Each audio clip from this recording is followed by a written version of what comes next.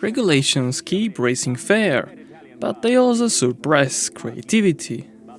Back in the 1930s, an Italian gentleman attempted to rival German silver arrows by creating a wildly unconventional racer, truly unlike anything the world had seen before or since.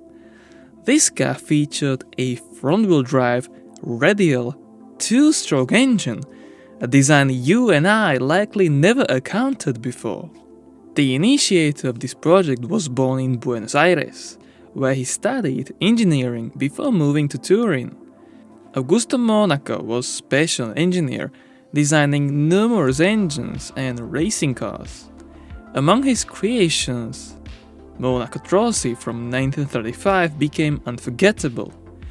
Although this attempt was not successful, it was so daring and advanced that more people should know about it. After building a successful hill climber, Monaco set his sights on Gran Prix racing. With support from influential figures like Senator Giovanni Agnelli from Fiat, Monaco dove into engine and chassis development. Initial tests revealed serious issues, causing Fiat to withdraw.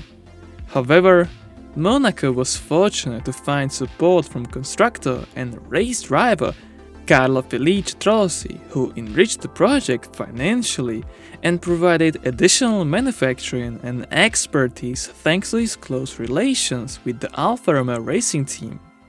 The 1935 Monaco-Trossi race car had several features that set it apart from everything else on the grid. There is not much to see from the sides or back, but the front view reveals its unique characteristics. First of all, it was a front-mounted, front-wheel drive platform. The engine, as the heaviest aspect of the car, was literally positioned in front of the chassis, which resulted in challenging handling. The gearbox was mounted right behind the power unit, and the drive was set in the middle of the car. Unsurprisingly, this layout made the car massively front-heavy, with a weight distribution of 75 to 25.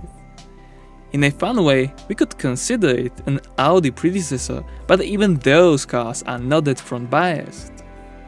The Monaco-Trossi's design drew inspiration from aircraft, featuring a front-mounted radial engine and an overall shape reminiscent of a wingless plane. Essentially, the power plant was an air-cooled two-row engine boosted by two solar superchargers from behind. An unconventional feature was its two-stroke cycle with a split-cylinder design. This meant that there were two cylinders with two pistons sharing a single combustion chamber. A later, more efficient split-cylinder design features a lagging second piston for better combustion and scavenging, but it's unclear whether that was the case here. What we do know is that the 16-cylinder engine used 8 combustion chambers and 8 spark plugs. The rear cylinders were fed by air, and the combustion remains were flashed out through two 4-to-1 exhaust headers out of the front cylinders. With a displacement of 4 liters, it had underscored 65 by 75mm cylinder dimensions. The crankshaft was a 3-piece unit, placed inside a duralumin crankcase. Naturally, connecting rods were of a master and slave type. The two superchargers provided a mild boost of 0.7 bar, each fed by a Zenith carburetor. Yet, the final output of 250 horsepower at 6000 rpm was nothing to write home about, as the competition had engines producing beyond 350 horsepower. Its debut was meant to take place at the 1935 Monza Grand Prix, but during official testing, it exhibited dangerously imbalanced behavior. The car had independent front axle with cockpit adjustable oil dampers and wider front tires, but given the car's weight distribution, it suffered from extreme understeer.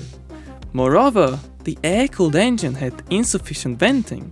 Due to overheating and handling issues, the Monaco-Trossi car was never put on the starting grid. Even its top speed of 240 km/h was significantly lower than the figures, upwards of 300 km/h achieved by German cars. The Italian car was lighter, but that was not enough to compensate for its deficiencies. The team did not attempt to fix the issues and abandoned the program immediately.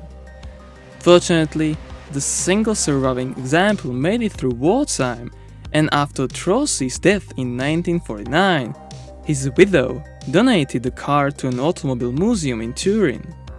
It remains in perfect condition.